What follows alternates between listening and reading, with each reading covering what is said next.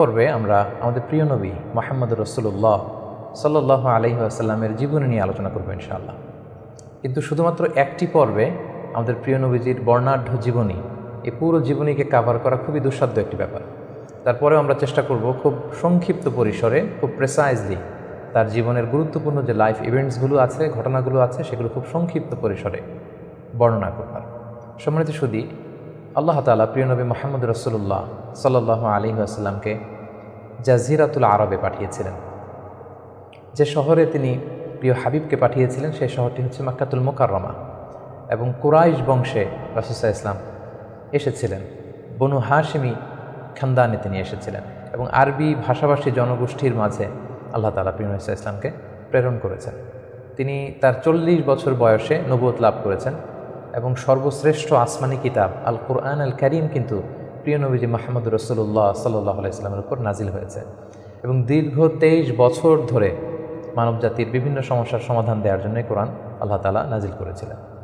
রাসূল সাল্লাল্লাহু আলাইহি ওয়াসাল্লাম পৃথিবীতে 63 বছর হায়াত পেয়েছেন, এবং 63 বছর শেষে তিনি মদিনাতুল মুনাওয়ারাতে ইন্তেকাল করেন, এবং সেখানেই তার নিজ হাতে প্রতিষ্ঠিত মসজিদে নববীর পাশে আজও তিনি শুয়ে আছেন। আমরা এই প্রফিট সিরিজে সৈয়দনা আদম আলাইহিস সালাম থেকে শুরু করে রাসূল সাল্লাল্লাহু আলাইহি ওয়াসাল্লাম পর্যন্ত কোরআনে বর্ণিত 25 জন নবীকে নিয়ে, তাদের জীবনে নিয়ে আমরা এখানে আলোচনা করছি। আর তারই ধারাবাহিকতায় রাসূল সাল্লাল্লাহু আলাইহি ওয়াসাল্লাম হচ্ছেন দ্য লাস্ট মেসেঞ্জার, সর্বশেষ নবী এবং সর্বশেষ রাসূল। আল্লাহ তাআলা সূরাতুল আহজাবে ইরশাদ করছেন, মা কানা মুহাম্মাদুন আবা আহাদিম মির রিজালিকুম ওয়ালাকিন রাসূলুল্লাহি ওয়া খাতামুন নবিয়্যিন। তিনি হচ্ছেন খাতামুন নবিয়্যিন, সর্বশেষ নবী। নবী আসার সাইয়েদনা আদম আলাইহিস সালাম থেকে শুরু করে নবীদের আগমনের যে ধারাবাহিকতা, সেটার সিল মেরে রাসূল সাল্লাল্লাহু আলাইহি ওয়াসাল্লামের মাধ্যমে সিলড আপ করা হয়েছে। এই ধারাবাহিকতাকে কাট আপ করে দেওয়া হয়েছে, তারপরে কোনো নবী আসবে না। এবং রাসূল সাল্লাল্লাহু আলাইহি ওয়াসাল্লাম নিজেও ইরশাদ করেছেন যে লা নাবিয়্যা বা'দি, আমার পরে কেউই আর নবী হিসেবে আসবে না, আমি হচ্ছে শেষ নবী, শেষ রাসূল। এবং রাসূলুল্লাহ সাল্লাল্লাহু আলাইহি ওয়াসাল্লাম তিনি বনি ইসমাঈলের নবী, বনি ইসরাঈলের নয়। আমরা জানি যে পৃথিবীতে নবীদের যে ধারাবাহিকতা, নবী আসার যে সিলসিলা, এটা ইব্রাহিম আলাইহিস সালাম থেকে 2 ভাগ হয়েছে। কারণ আমরা সাইয়েদনা ইব্রাহিম আলাইহিস সালামের পর্বে বলেছিলাম যে তিনি হচ্ছেন আবুল আম্বিয়া, সকল নবীদের বাবা। ইব্রাহিম আলাইহিস সালামের 2 জন পুত্র সন্তান ছিল, আমরা জানি, ইসহাক আলাইহিস সালাম, ইসমাঈল আলাইহিস সালাম। এই ইসহাক আলাইহিস সালামের সন্তান হচ্ছে ইয়াকুব আলাইহিস সালাম, এবং এই চ্যানেলেই সব নবীরা এসেছেন। ইয়াকুব আলাইহিস সালামের অপর নাম হচ্ছে ইসরাইল, ফলে এই চ্যানেলে যত নবী এসেছে তারা হচ্ছে বানি ইসরাইলের নবী। কিন্তু ইব্রাহিম আলাইহিস সালামের অপর সন্তান ইসমাঈল আলাইহিস সালামের চ্যানেলে কোনো নবী আসেনি। তো সব নবী যেহেতু ইসমাঈল আলাইহিস সালামের চ্যানেলে না এসে ইসহাক আলাইহিস সালামের চ্যানেলে এসেছে, সবাই ভেবেছিল শেষ নবীও হয়তো এই চ্যানেলেই আসবে। কিন্তু আল্লাহ তাআলা তাদের ধারণাকে নস্যাৎ করে দিয়ে সাইয়েদনা মুহাম্মদ রাসূলুল্লাহ সাল্লাল্লাহু আলাইহি ওয়াসাল্লামকে ইসমাঈল আলাইহিস সালামের চ্যানেলে প্রেরণ করেছেন। তাই তিনি বনি ইসমাঈল, তিনি বনি ইসরাঈল নন। এবং রাসূল সাল্লাল্লাহু আলাইহি ওয়াসাল্লাম তিনি হচ্ছেন বিশ্ব নবী, গ্লোবাল প্রফেট, অথবা দ্য প্রফেট অব ইউনিভার্স। গোটা বিশ্বের জন্য তিনি নবী হয়ে পৃথিবীতে এসেছেন। আল্লাহ তাআলা বলছেন, ওয়ামা আরসালনাকা ইল্লা কাফাতান লিন-নাসি বাশীরাও ওয়া নাযীরা। অর্থাৎ হে নবী, আমি আপনাকে গোটা বিশ্ববাসীর জন্য, পুরো মানব মণ্ডলীর জন্য আপনাকে আমি সুসংবাদ দানকারী এবং ভীতি প্রদর্শনকারী হিসেবে প্রেরণ করেছি। এবং সহিহ বুখারীর বর্ণনায় আল্লাহর হাবিব সাল্লাল্লাহু আলাইহি ওয়াসাল্লাম ফরমান যে আমাকে আল্লাহ তাআলা এমন 5টি নেয়ামত দিয়েছেন যেটা অন্য কোনো নবীকে দেননি। এর মধ্যে একটা হচ্ছে, অন্যান্য সকল নবীকে আল্লাহ তাআলা বিশেষ জনপদের জন্য, বিশেষ জাতিগোষ্ঠীর জন্য নবী করে প্রেরণ করেছেন, কিন্তু আমাকে আল্লাহ তাআলা গোটা মানব মণ্ডলীর জন্য প্রেরণ করেছেন। রাসূল সাল্লাল্লাহু আলাইহি ওয়াসাল্লাম বলেন, ওয়া কানা নাবিয়্যু ইউবআসু ইলা কওমিহি খাসা। নবীদেরকে তাদের নির্দিষ্ট কওমে, জাতির কাছে নবী হিসেবে পাঠানো হয়েছে। ওয়া বুইসতু ইলান নাসি কাফা, আর আমি গোটা মানব মণ্ডলীর জন্য, বিশ্ববাসীর জন্য নবী হয়ে প্রেরিত হয়েছে। এবং রাসূলুল্লাহ সাল্লাল্লাহু আলাইহি ওয়াসাল্লামকে তিনি বলেছেন যে আমাকে শাফাআতের সুযোগ দেয়া হবে কিয়ামতের দিন, যে ভয়ঙ্করতম দিনে নবীরাও থারথার করে কাঁপতে থাকবে আল্লাহ তাআলার সামনে, একটি টু শব্দ করার সাহসটুকুন পাবে না, কোনো কথা বলার সাহস পাবে না। ঠিক সেই মুহূর্তে আল্লাহ রাসূল সাল্লাল্লাহু আলাইহি ওয়াসাল্লামকে শাফাআতের অনুমতি দেওয়া হবে। সুবহানাল্লাহি ওয়া বিহামদিহি। রাসূলুল্লাহ সাল্লাল্লাহু আলাইহি ওয়াসাল্লামের অনেকগুলো নাম রয়েছে। হাদিসে এসেছে যে রাসূল সাল্লাল্লাহু আলাইহি ওয়াসাল্লামের এক নাম হচ্ছে আল মাহি, আল আকিব, আল হাশির। কিন্তু কালামুল্লাহ মাজিদে রাসূল সাল্লাল্লাহু আলাইহি ওয়াসাল্লামের 2টি নাম উল্লেখিত হয়েছে। একটি হচ্ছে মোহাম্মদ আর একটা আহমদ। আল্লাহ তাআলা বলছেন ওমা মুহাম্মাদুন ইল্লা রাসূল কদ খালাত মিন ক্বাবলিহির রুসুল। মোহাম্মদ তো একজন নবী, আর তার আগে অনেক নবী পৃথিবীতে এসেছিলেন, তারা আবার বিদায় নিয়েছেন। তাহলে মোহাম্মদ নামটি পেলাম। মোহাম্মদ নাম ছাড়াও তার আরেকটি নামকরণে উল্লেখিত হয়েছে, সেটা হচ্ছে আহমদ। সাইয়েদনা ঈসা আলাইহিস সালামের ভাষায় ইয়াতি মিন বাদি ইসমুহু আহমদ, তিনি বলেছিলেন যে আমার পরে একজন নবী আসবে, তার নাম হবে আহমদ। তাহলে কোরআনে রাসূল সাল্লাল্লাহু আলাইহি ওয়াসাল্লামের দুইটি নাম পাওয়া যায়, একটা মোহাম্মদ, একটা আহমদ। এবং রাসূল সাল্লাল্লাহু আলাইহি ওয়াসাল্লামকে আল্লাহ তাআলা আমাদের জন্য মডেল বানিয়ে পাঠিয়েছেন। সব ক্ষেত্রে তিনি আমাদের model, the best standard of character. আল্লাহ তাআলা ইরশাদ করছেন ওয়া ইন্নাকা লা আলা খুলুকিন আযীম, নবী হে আপনি সুমহান চরিত্রের উপর প্রতিষ্ঠিত। আপনার চরিত্র হচ্ছে অনুকরণীয় চরিত্র, গোটা বিশ্ববাসী আপনার চরিত্র থেকে শিখবে, জানবে, আলোকিত হবে। এবং রাসূল সাল্লাল্লাহু আলাইহি ওয়াসাল্লাম হচ্ছে the best example to follow.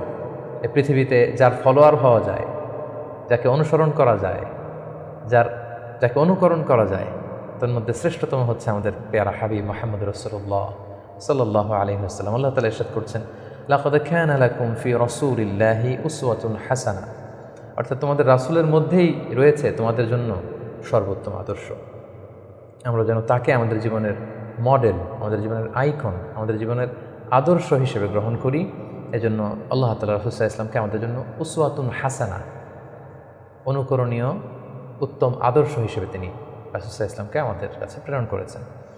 এবং তিনি শুধু মুসলিমদের জন্য নবী হয়ে আসেননি, তিনি শুধু বিশ্বাসীদের কাছেই নবী হয়ে আসেননি, তিনি শুধু আরববাসীদের কাছেই নবী হয়ে আসেন, তিনি গোটা বিশ্বের জন্য রহমত হয়ে এসেছেন।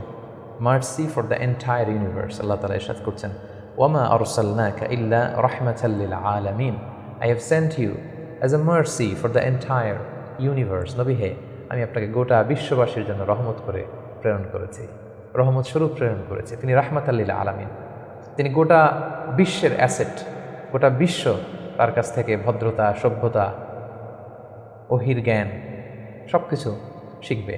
শুধু আমরাই রাসূল সাল্লাল্লাহু আলাইহি ওয়াসাল্লামের সুন্নাহ বা ট্র্যাডিশন থেকে আলোকিত হবে এমনটা নয়, তিনি সবার জন্য শিক্ষণীয়, অনুকরণীয়, অনুসরণীয়, তিনি গোটা বিশ্ববাসীর জন্য রহমত। প্রিয় সুধী, যেহেতু তিনি আমাদের জন্য আদর্শ, সেহেতু রাসূল সাল্লাল্লাহু আলাইহি ওয়াসাল্লাম আমাদের জন্য যা নিয়ে এসেছেন সেটাকে যেন আমরা আঁকড়ে ধরি। এটা আল্লাহ তাআলার ভার্ডিক্ট, অর্ডার। আল্লাহ তাআলা ইরশাদ করছেন ওয়ামা আতাকুমুর রাসূলু ফাখুযুহু ওয়ামা নাহাকুম আনহু ফানতাহু। রাসূল সাল্লাল্লাহু আলাইহি ওয়াসাল্লাম তোমাদের জন্য যা নিয়ে এসেছেন সেটাকে ধরো, সেটাকে গ্রহণ করো, সেটাকে মানো। আর যেটা থেকে রাসূল সাল্লাল্লাহু আলাইহি ওয়াসাল্লাম তোমাদেরকে বারণ করেছেন সেটা থেকে তোমরা দূরে থাকো।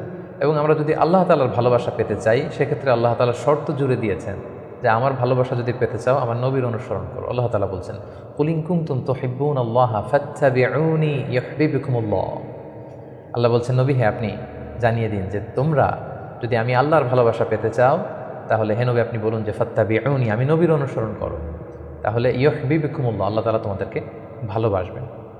তো রাসূল সাল্লাল্লাহু আলাইহি ওয়াসাল্লামের ফলোয়ার হিসেবে, রাসূলুল্লাহ সাল্লাল্লাহু আলাইহি ওয়াসাল্লামের উম্মত হিসেবে আমাদের দায়িত্ব হচ্ছে রাসূল সাল্লাল্লাহু আলাইহি ওয়াসাল্লাম আমাদের জন্য যে শিক্ষা নিয়ে এসেছেন, যে হেদায়েত নিয়ে এসেছেন, যে আলোকবর্তিকা নিয়ে এসেছেন, কোরআন নিয়ে এসেছেন, এটা শিক্ষা যেন আমরা আমাদের ব্যক্তি জীবনে, সমাজ জীবনে, রাষ্ট্রীয় জীবনে যেন আমরা বাস্তবায়ন করি, এটার জন্য আমরা আমাদের জীবনে ইমপ্লিমেন্ট করি।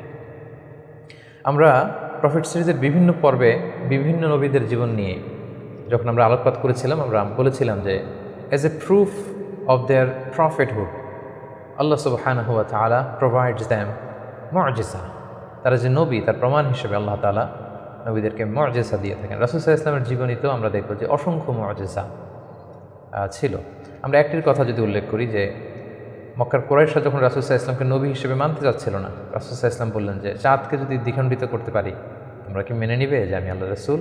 তারা বলল যে মেনে নিব। রাসূল সাল্লাল্লাহু আলাইহি ওয়াসাল্লাম আঙ্গুল উঁচু করলেন, চাঁদের দিকে ইঙ্গিত করলেন, চাঁদ দ্বিখণ্ডিত হয়ে দুই ভাগ হয়ে গেল। সুবহানাল্লাহ। আল্লাহ তাআলা সূরাতুল কমারে ইরশাদ করছেন ইকতারাবাতিস সাআতু ওয়ানশাক্কাল কমর ওয়া ইন ইয়ারা আয়াতান ইউরিদু ওয়া ইয়াকুলু সিহরুম মুস্তামির। রাসূল সাল্লাল্লাহু আলাইহি ওয়াসাল্লাম চাঁদ দ্বিখণ্ডিত করে ফেললেন, কিন্তু এই চমৎকার এই মুআজিজা দেখার পরেও তারা কিন্তু ঈমান আনলো না। তারা বলল তুমি জাদু করেছো, চাঁদের মধ্যে ভেলকিবাজি করেছো, এমন বড় জাদুকর তুমি চাঁদের উপরও জাদুর প্রভাব খাটিয়েছো। তো এভাবে রাসূল ইসলাম যখনই কোরআনের আয়াত বলতেন, কোনো মুআজিজা দেখাতেন, তারা হয়তো রাসূল ইসলামকে জাদুকর বলতো, কখনো বলতো তুমি পাগল, কখনো বলতো তুমি কবি, কখনো বলতো তুমি গণক। নাউযুবিল্লাহি মিন যালিক।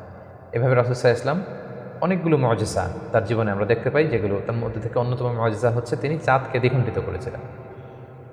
এবং রাসূল সাল্লাল্লাহু আলাইহি ওয়াসাল্লাম জন্মের আগেই, যেগুলোকে মুবাশশিরাত বা ইরহাসাত বলে, নবী হওয়ার আগে এমন কিছু অলৌকিক ঘটনা, এরকম অনেক ঘটনা কিন্তু ঘটেছে। যেমন রাসূল সাল্লাল্লাহু আলাইহি ওয়াসাল্লামের প্রিয় মাতা আমিনা যখন গর্ভবতী ছিলেন, তখন তিনি দেখেছেন যে তার পেট থেকে একটা আলো বের হয়ে এটা শাম দেশের বড় বড় প্রাসাদগুলোকে আলোকিত করছে। এটা কিন্তু রাসূল সাল্লাল্লাহু আলাইহি ওয়াসাল্লাম যে পৃথিবীতে আসবেন তার আগাম একটা বার্তা।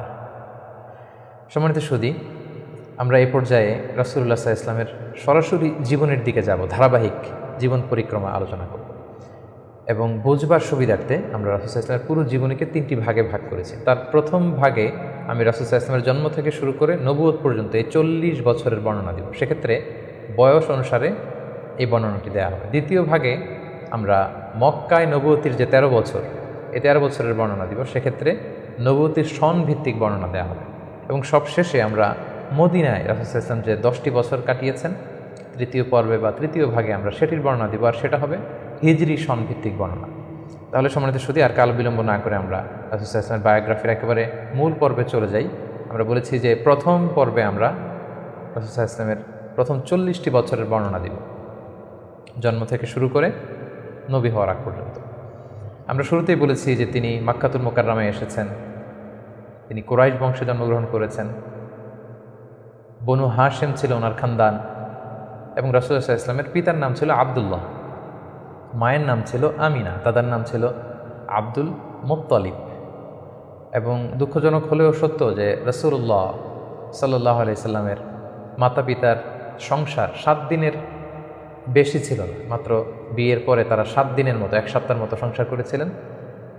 সেই সাংসারিক জীবনেই রাসূল সাল্লাল্লাহু আলাইহি ওয়াসাল্লাম মায়ের গর্ভে এসেছেন। এবং রাসূল সাল্লাল্লাহু আলাইহি ওয়াসাল্লামের পিতা আব্দুল্লাহ তিনি ব্যবসার সফরে বেরিয়ে গিয়েছিলেন, ফেরবার পথে তিনি সেখানে ইন্তেকাল করেছেন। তখন রাসূল সাল্লাল্লাহু আলাইহি ওয়াসাল্লামের বয়স হচ্ছে মায়ের পেটের ভেতরে মাত্র 2 মাস। মায়ের পেটে থাকতেই তিনি বাবাহারা হয়েছেন। এবং তিনি জন্মগ্রহণ করেছেন যে বছরে, সেটাকে ঐতিহাসিকরা বলেছেন আমুল ফিল, অর্থাৎ আব্রাহার হস্তি বাহিনী যে বছর কাবা ধ্বংস করতে এসেছিলেন, ঠিক সেই বছর রবিউল আউয়াল মাসের 12 তারিখে সোমবার তিনি ওনার মা আমিনার কুলকে উজালা করে এই পৃথিবীতে এসেছেন, শুভাগমন করেছেন।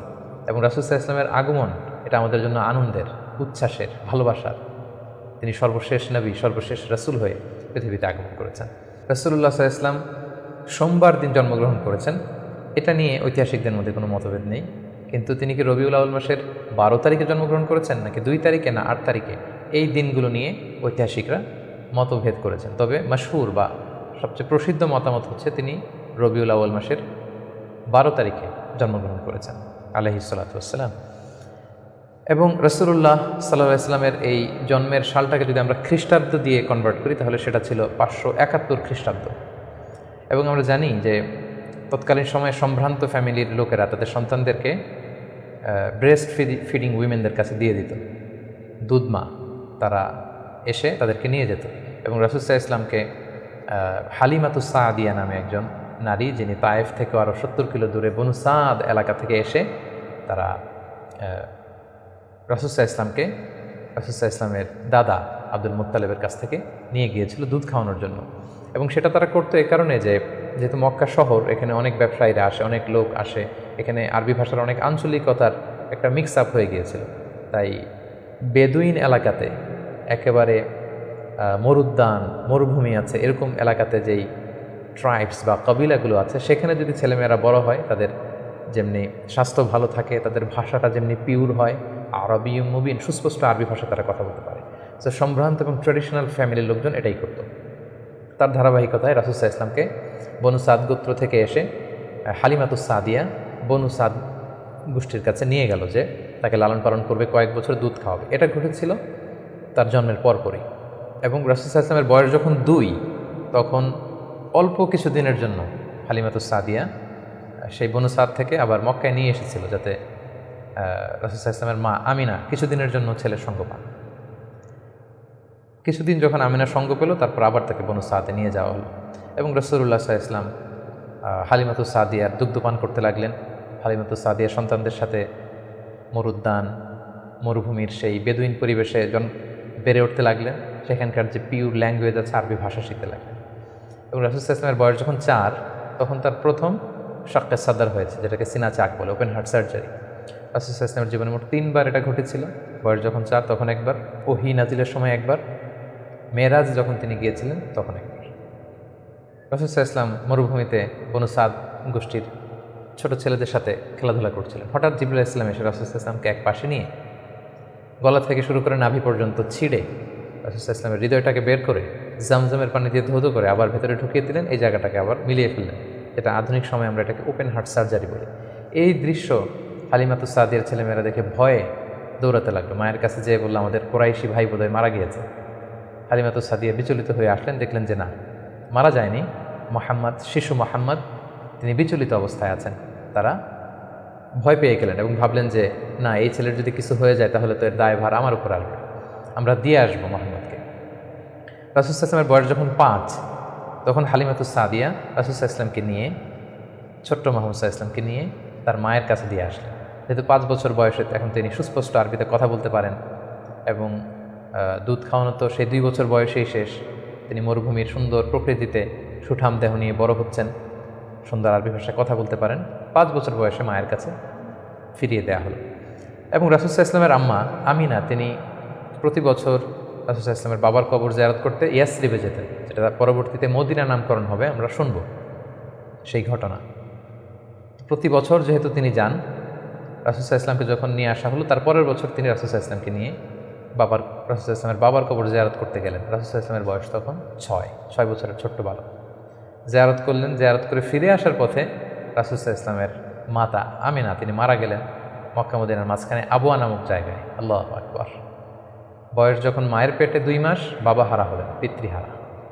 বয়স যখন মাত্র 6, মাতৃহারা, এখন কমপ্লিট ইয়াতিম মুহাম্মদ সাল্লাল্লাহু আলাইহি ওয়াসাল্লাম, বাবা মা হারা। তখন সাথে উম্মে আইমান নামে একজন দাসী ছিল, যিনি রাসূল সাল্লাল্লাহু আলাইহি ওয়াসাল্লামকে খুব ভালোবাসতেন, মায়ের কষ্ট বুঝতে দেননি।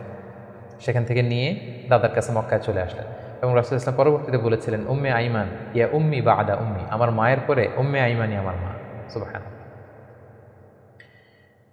মক্কাতে যখন নিয়ে আসা হলো রাসূল সাল্লাল্লাহু আলাইহি ওয়াসাল্লামকে, শিশু মুহাম্মদকে, তখন তার দাদা আব্দুল মুত্তালিব তার দেখভালের দায়িত্ব নিলেন। কিন্তু অবাক করা কাণ্ড হচ্ছে, রাসূল সাল্লাল্লাহু আলাইহি ওয়াসাল্লাম যখন মাত্র 8 বছর বয়সে উপনীত হলেন, তার দাদাও ইন্তেকাল করলেন। এবার মাও নেই, বাবাও নেই, দাদাও নেই। ঠিক তখন রাসূল সাল্লাল্লাহু আলাইহি ওয়াসাল্লাম তার চাচা আবু তালেবের কাছে মানুষ হতে লাগলেন। রাসূল সাল্লাল্লাহু আলাইহি ওয়াসাল্লাম তার বয়স যখন 12, তখন তার চাচা আবু তালেব রাসূল সাল্লাল্লাহু আলাইহি ওয়াসাল্লামকে নিয়ে ব্যবসার কাজে শাম দেশের দিকে রওনা হয়েছিলেন। আমরা সেখানে বুহাইরা আর রাহেব, যে খ্রিস্টান পাদ্রী, তার গুরু পাদ্রীর কাছে শুনেছিলেন যে শেষ জামানার নবী তার শৈশব বয়সে বা কৈশোর বয়সে এই মরুভূমির পাশ দিয়ে যাবে। এটা শোনার পর থেকে বুহাইরা বছরের পর বছর এখানে ধ্যানমগ্ন থাকতো এবং অপেক্ষা করত। লম্বা ঘটনা। সম্মানিত শুধু আমরা বলে রাখি যে আমরা কোনো ঘটনাতেই লম্বা চূড়া ঢুকে যাব না, আমরা শুধু কখন কি ইনসিডেন্ট হয়েছিল সেটা একটু করে আপনাদের সাথে শেয়ার করবার চেষ্টা করব। বুহাইরা আর রাহেব তার চাচা আবু তালেবকে বলল, এই ছেলে মুহাম্মদ নবী হবে, তার ভবিষ্যৎ অনেক উজ্জ্বল, ইহুদিরা যাতে জানতে না পারে, তুমি ফিরে যাও। এই ঘটনাটা তার বয়স যখন 12 তখন ঘটেছিল। রাসূল সাল্লাল্লাহু আলাইহি ওয়াসাল্লামের বয়স যখন 13, তখন থেকে তিনি মক্কার লোকদের ছাগল চড়াতে শুরু করলেন, মেষ পালক হিসেবে ক্যারিয়ার শুরু করলেন। অল্প কিছু পারিশ্রমিকের বিনিময়ে তিনি এটা করতেন। এটা শুধু রাসূল সাল্লাল্লাহু আলাইহি ওয়াসাল্লামের জীবনীতেই নয়, সমস্ত আম্বিয়া আলাইহিস সালামের জীবনীতে এটা ঘটেছে।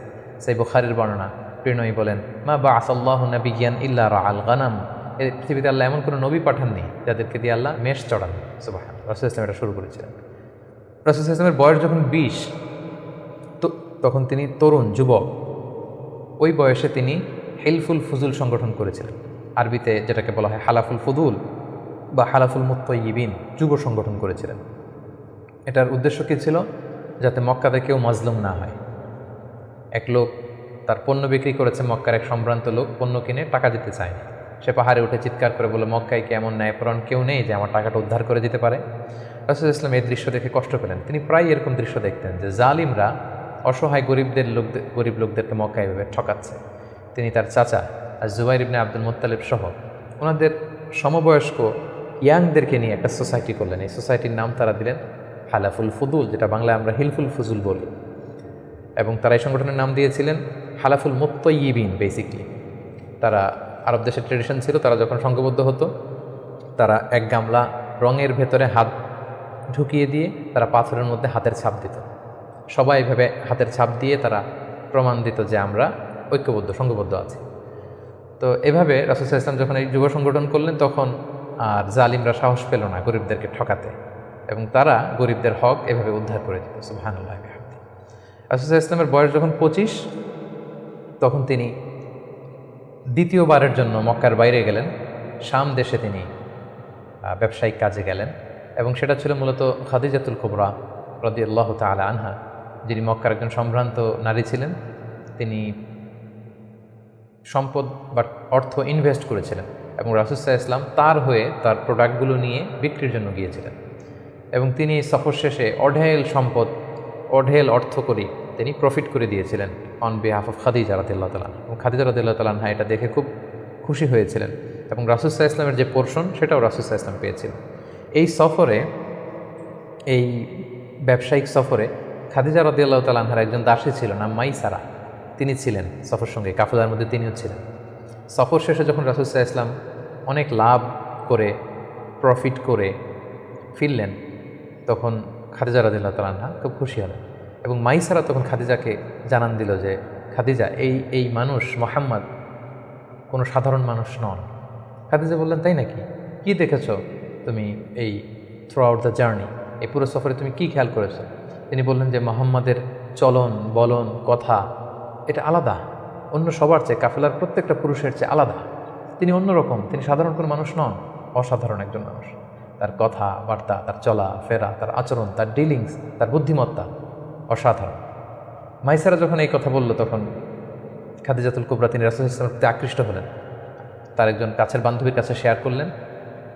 তারা সবাই মিলে রাসূল সাল্লাল্লাহু আলাইহি ওয়াসাল্লামের চাচাদের কাছে যেয়ে বললেন যে রাসূল সাল্লাল্লাহু আলাইহি ওয়াসাল্লামকে খাদিজা পছন্দ করে, আমরা বিয়ের ব্যাপারে ভাবতে পারি কিনা। চাচারা রাসূল সাল্লাল্লাহু আলাইহি ওয়াসাল্লামকে জানালেন, রাসূল সাল্লাল্লাহু আলাইহি ওয়াসাল্লাম এগ্রি করলেন। এই 25 বছর বয়সে রাসূল সাল্লাল্লাহু আলাইহি ওয়াসাল্লাম তার প্রথম বিয়েটি সম্পন্ন করলেন, আলহামদুলিল্লাহ। এবং রাসূল সাল্লাল্লাহু আলাইহি ওয়াসাল্লাম 20টি উট দিয়েছিলেন as a dowry, as a মাহার। বিয়ের মাহার হিসেবে খাদিজা রাদিয়াল্লাহু তাআলা আনহাকে 20টা উট দিয়েছিলেন।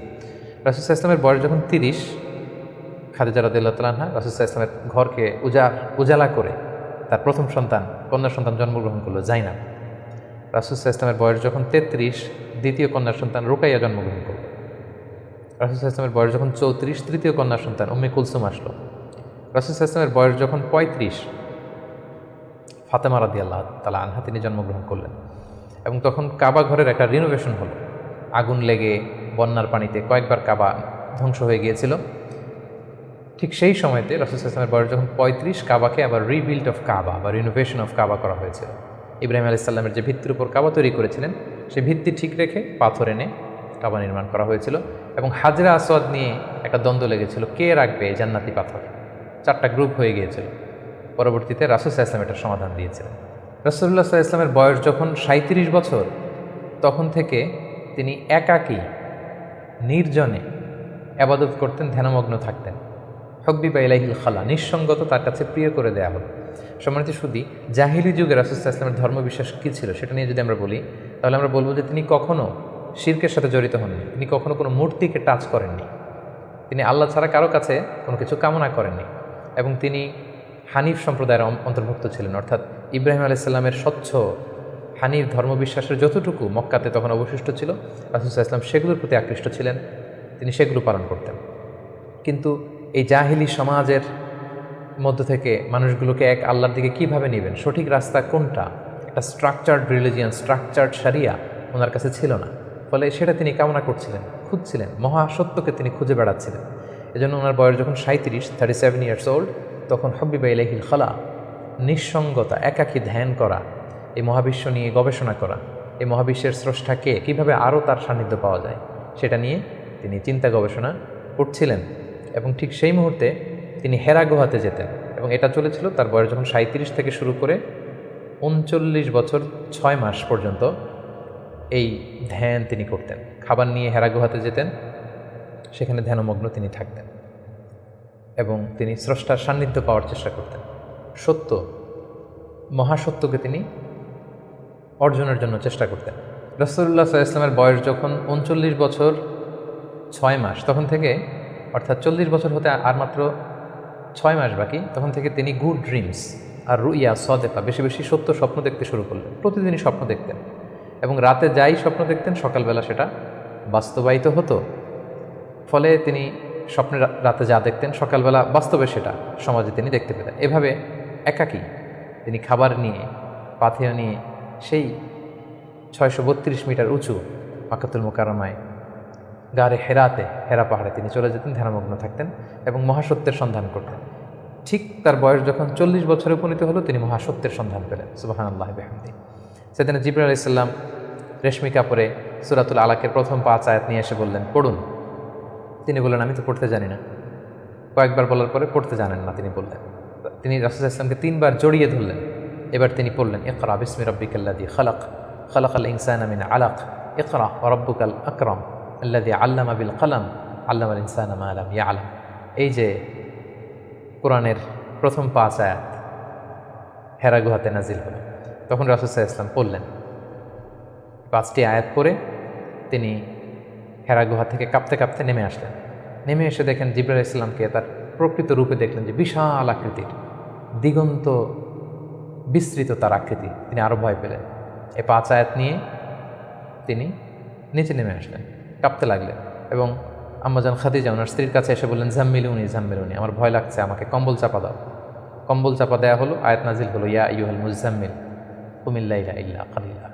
এ কম্বলওয়ালা দাঁড়াও, দাঁড়িয়ে তাহাজ্জুদের সালাত পড়ো। তিনি বললেন, আমাকে দাসসিরুনি দাসসিরুনি, আমাকে বস্ত্র দিয়ে চাপা দাও, আমার ভয় লাগছে, আমি মনে হয় মারা যাবো। রাসূল ইসলামের গায়ে জ্বর এসে গেল, কাঁপুনি এসে গেল। কারণ কোরআনটা হচ্ছে ইন্না সানুলকি আলাইকা কওলান সাকিলা, এটা খুব ভারী, পাওয়ারফুল, একটা স্ট্রং মেসেজ। এটা রিসিভ করা এত সহজ কোনো বিষয় নয়। যখন তিনি বললেন, কাপড় দিয়ে আমাকে আচ্ছাদন করো, আয়াত নাজিল হলো, ইয়া আইয়ুহাল মুদ্দাসসির কুম ফাআনদির, হে কাপড়ওয়ালা দাঁড়াও, কুম দাঁড়াও, বসে থাকার সময় নেই, কুম ফাআনদির, মানুষকে সতর্ক করো। এই যে রাসূল সাল্লাল্লাহু আলাইহি ওয়াসাল্লাম দাঁড়ালেন আর বিশ্রামের সময়টুকু পেলেন না, কোরআন নাজিল হতে লাগলো। রাসূল সাল্লাল্লাহু আলাইহি ওয়াসাল্লাম ভয় পেতে লাগলেন শুরুর দিকে। আম্মাজান খাদিজা আশ্বস্ত করে বললেন যে আপনি ভয় পাবেন না, আপনার মধ্যে অনেক ভালো গুণাবলী আছে, আল্লাহ আপনাকে কখনোই অপদস্থ করবেন না। তিনি তার কাজিনের কাছে ওরাকা ইবনে নওফলের কাছে নিয়ে গেলেন। তিনিও আশ্বস্ত করলেন যে যাকে তুমি দেখেছো বিশাল আকৃতিতে, যে তোমার কাছে সূরা আলাকের 5 আয়াত নিয়ে এসেছে, তিনি হচ্ছেন নামুস, সে জিবরিল। তোমার আগে সব নবীদের কাছে তিনিই আসতেন আল্লাহর বাণী নিয়ে। সুবহানাল্লাহ। ভয় পেও না, তুমি চালিয়ে যাও এবং তোমার জাতিগোষ্ঠী তোমার বিরোধিতা করবে, তোমাকে তোমার এলাকা থেকে বের করে দিবে। রাসূল ইসলাম বললেন, আমার গোষ্ঠীর আত্মীয়রা আমাকে বের করে দিবে? তিনি বললেন, হ্যাঁ, এই বাণীবাহকের কাজ যারা করে পৃথিবীতে তাদেরকে এই ভাগ্যই বরণ করতে হয়েছে। সুবহানাল্লাহ। সম্মানিত শুধু এভাবে ইকরা বিসমি রাব্বিকাল্লাযী খালাক, read in the name of your lord who has created, এই বাণী নাজিলের মধ্য দিয়ে রাসূল সাল্লাল্লাহু আলাইহি ওয়াসাল্লাম অফিসিয়ালি নবী হলেন, নবুয়ত লাভ করলেন এবং তার বয়স ছিল তখন 40 বছর। তাহলে আমরা প্রথম পর্ব শেষ করলাম, যেখানে আমরা বলেছি প্রথম পর্বে আমরা রাসূল ইসলামের জন্ম থেকে শুরু করে নবী হওয়া পর্যন্ত এই 40 বছরের বর্ণনা আমরা প্রথম পর্বে শুনলাম। এবারে আমরা দ্বিতীয় পর্বে চলে যাব। দ্বিতীয় পর্বে আমরা বর্ণনা করব নবী হওয়ার পর থেকে হিজরতের আগ পর্যন্ত মক্কায় নবুয়তের 13 বছর ওনার কেমন কেটেছে, কী কী ইনসিডেন্ট ছিল, কী কী ঘটনার মধ্যে দিয়ে, স্ট্রাগলের মধ্যে দিয়ে তিনি গিয়েছেন, সেটা আমরা এখন শুনবো ইনশাআল্লাহ। আমরা শুরুতেই বলেছিলাম যে দ্বিতীয় পর্ব আমরা আলোচনা করব নবুয়তির সন ভিত্তিক। তো নবুয়তির প্রথম বছরে রাসূল সাল্লাল্লাহু আলাইহি ওয়াসাল্লামের কাছে কোরআনের আয়াত যাই নাজিল হতো সেটা তিনি খুব প্রাইভেটলি কাছের লোকদের কাছে প্রচার করতেন, অন্যদেরকে বলতেন না। ফলে তিনি যে নবী হয়েছেন এটা ওনার কাছের লোকজন ছাড়া কেউ জানতে পারেনি। তিনি সর্বপ্রথম খাদিজা রাদিয়াল্লাহু তাআলা আনহার কাছে বলেছেন, তিনি বিশ্বাস করে ঈমান এনেছেন। তার চাচাতো ভাই ছোট্ট আলী রাদিয়াল্লাহু তাআলা আনহুর কাছে বলেছেন, আলী রাদিয়াল্লাহু তাআলা আনহু ছোটদের মধ্যে ঈমান এনেছেন। দাসদের মধ্যে থেকে প্রথম যায়েদ ইবনে হারেসা, যিনি রাসূল সাল্লাল্লাহু আলাইহি ওয়াসাল্লামের পালক পুত্রের মর্যাদায় ছিলেন, তিনি ঈমান এনেছেন। সবচাইতে কাছের ঘনিষ্ঠ বন্ধু আবু বকর রাদিয়াল্লাহু তাআলা আনহুর কাছে বলেছেন, তিনিও ঈমান এনেছেন। এবং রাসূল সাল্লাল্লাহু আলাইহি ওয়াসাল্লাম গোপনে, অর্থাৎ যেটাকে বলা হয় প্রাইভেট দাওয়া, তিনি টার্গেট ভিত্তিক কাছের ঘনিষ্ঠ আমানতদার যাকে তিনি রিলাই করতে পারেন তাদের কাছে তিনি বলতে আরম্ভ করলেন এবং তারা গোপনে গোপনে প্রাইভেটলি রাসূল সাল্লাল্লাহু আলাইহি ওয়াসাল্লাম ডাকে সাড়া দিয়ে ঈমান আনলো, মুসলিম হতে আরম্ভ করল। সুবহানাল্লাহ। এভাবে 3 বছর তিনি প্রাইভেট দাওয়া দিয়েছেন মক্কায়। নবুয়তির তৃতীয় বছরে 3 বছর পর আল্লাহ তাআলা আয়াত নাযিল করলেন, ফাসদা বিমা তুমার ওয়া আ'রিদ আনিল মুশরিকিন। নবী হে, এখন আর প্রাইভেট দাওয়া নয়, এবার পাবলিক দাওয়া, পাবলিক প্রোক্লেমেশন, অর্থাৎ পাবলিকলি আপনি ব্যাপার প্রচার করুন। যাই নাজিল হয় আপনি প্রচার করুন। এবার রাসূল সাল্লাল্লাহু আলাইহি ওয়াসাল্লাম প্রচার করতে আরম্ভ করলেন পাবলিকলি। তিনি পাবলিকলি তাওহীদের দাওয়াত দিতে শুরু করলেন, রিসালাতের দাওয়াত দিতে শুরু করলেন, আখিরাতের দাওয়াত দিতে শুরু করলেন। যখনই তিনি পাবলিকলি দাওয়াত দিতে শুরু করলেন তখনই বিরোধিতা শুরু হলো, নানা ধরনের বাধা বিপত্তি আসতে শুরু করলো। তিনি পাহাড়ের চূড়ায় যেয়ে বললেন, হে মক্কাবাসী, হে আমার গোষ্ঠীর লোকেরা, আমি যদি বলি যে এই পাহাড়ের পেছনে একদল ঘোড়সাওয়ার আক্রমণ করার জন্য বসে আছে, বিশ্বাস করবে আমার কথা? সবাই বললো, হ্যাঁ অবশ্যই করব, কারণ মা জাররাবনা মিনকা ইল্লা সিদখান, আমরা জীবনে তো মুহাম্মদ তোমার কাছ থেকে কোনোদিন মিথ্যা বলতে শুনি নাই, তুমি যা বলবে তাই বিশ্বাস করবো। তখন রাসূল সাল্লাল্লাহু আলাইহি ওয়াসাল্লাম বললেন, তাহলে জেনে রাখো, আমাকে যদি নবী হিসেবে না মানো, আখিরাতে যদি বিশ্বাস না করো, আল্লাহকে যদি একমাত্র রব হিসেবে না মানো, তোমাদের জন্য কঠিন শাস্তি অপেক্ষা করছে। একথা শুনে তারা মর্মাহত হলো এবং রাসূল সাল্লাল্লাহু আলাইহি ওয়াসাল্লামের চাচা আবু লাহাব পাথর নিয়ে রাসূল সাল্লাল্লাহু আলাইহি ওয়াসাল্লামের প্রতি নিক্ষেপ করলেন এবং তখনই সূরাতুল লাহাব নাজিল হলো। সূরাতুল লাহাব, তাব্বাত ইয়াদা আবি লাহাবি ওয়া তাব, ধ্বংস হোক, নিপাত যাক আবু লাহাবের 2 হাত।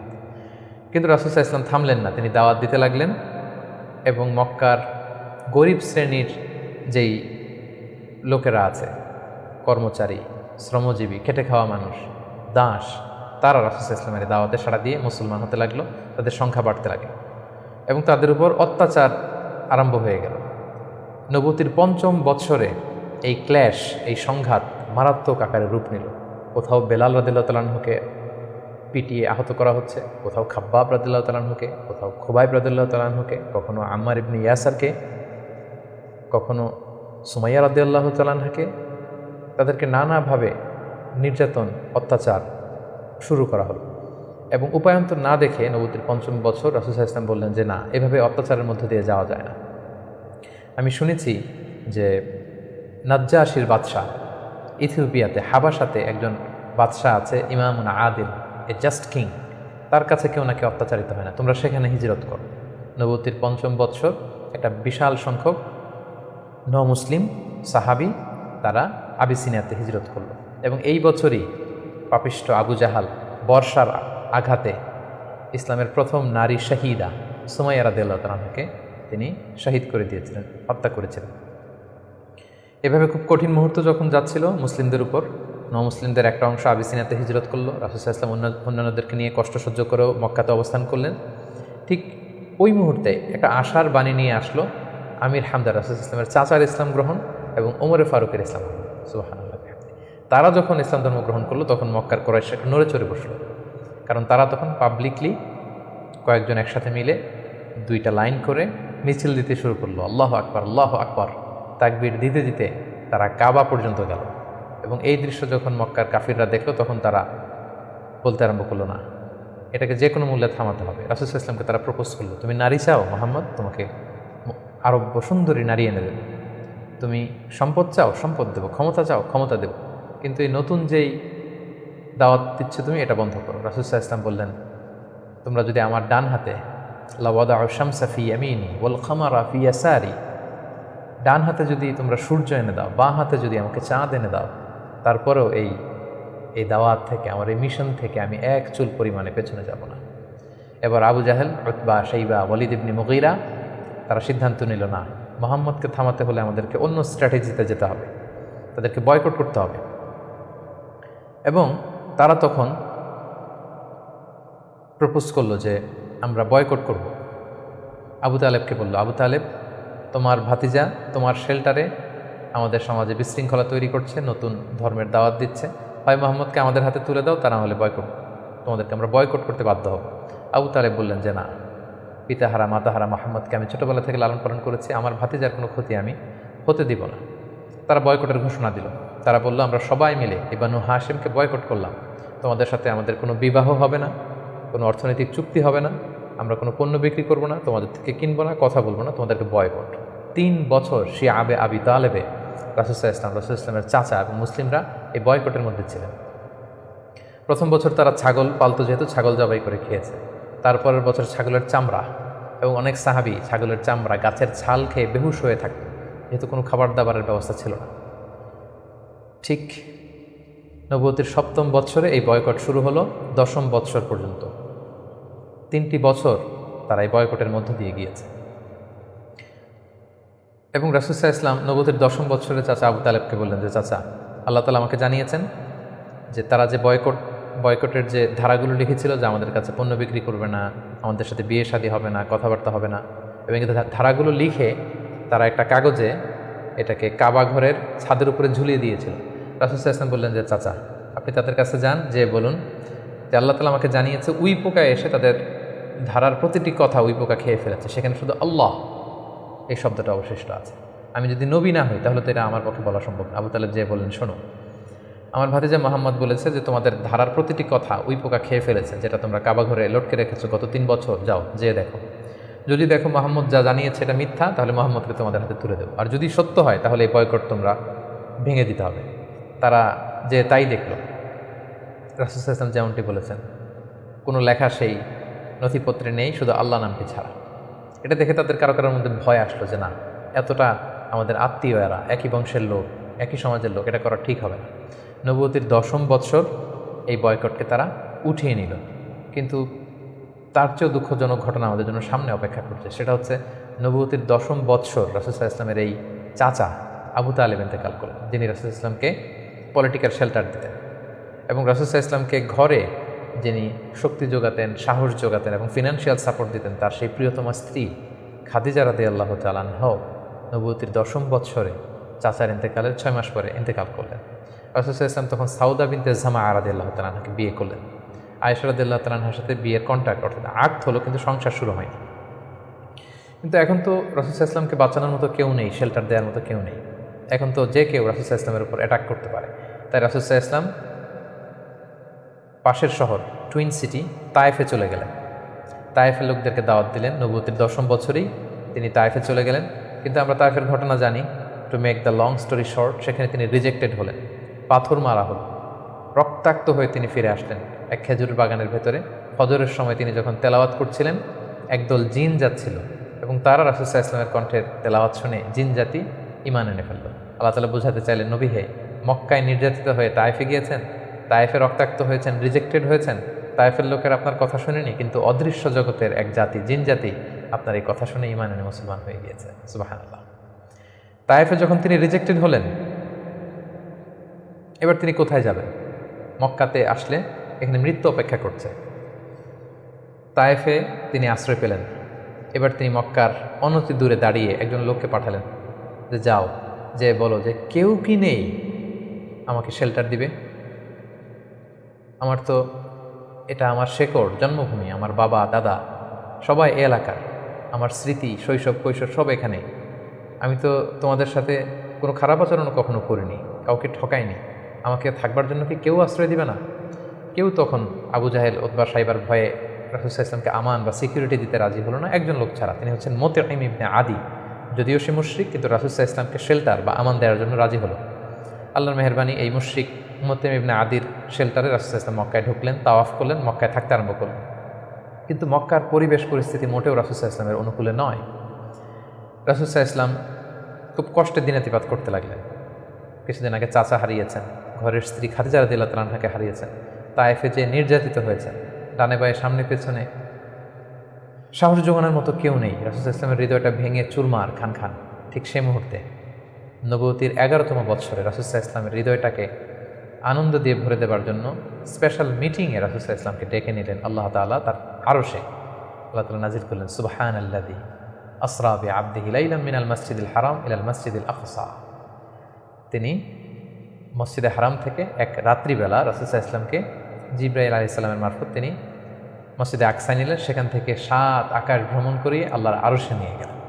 সুবহানাল্লাহ। সেখানে সালাত ফরজ করা হলো। রাসূল সাল্লাল্লাহু আলাইহি ওয়াসাল্লামের সাথে একান্তে আল্লাহ তাআলা কথোপকথন করলেন। রাসূল সাল্লাল্লাহু আলাইহি ওয়াসাল্লামের মন ভালো করে দিলেন। মেরাজ থেকে তিনি ফিরে আসলেন, কিন্তু এখন যাবেন কোথায়? মক্কায় তো থাকার পরিবেশ নেই।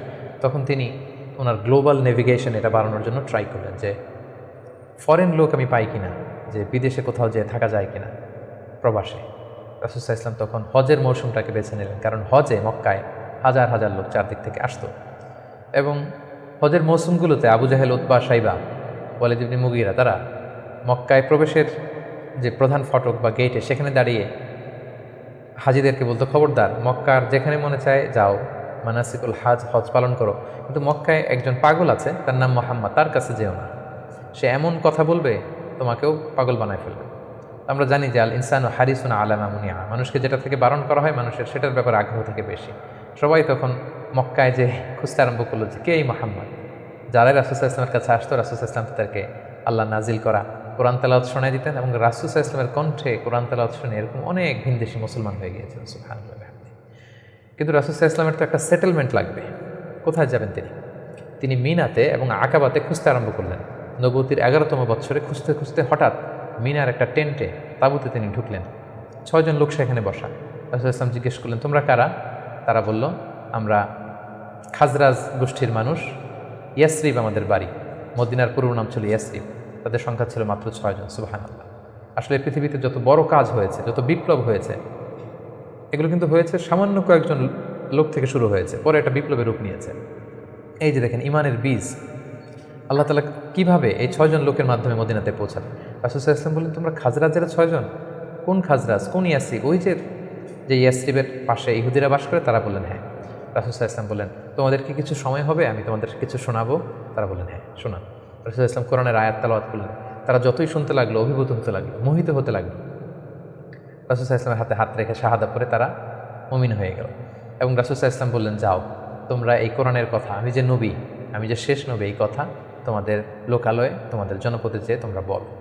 এবং তারা যে ইয়াসরিবে ফিরে যেয়ে আরও 6 জনকে নিয়ে পরের বছর আসলো।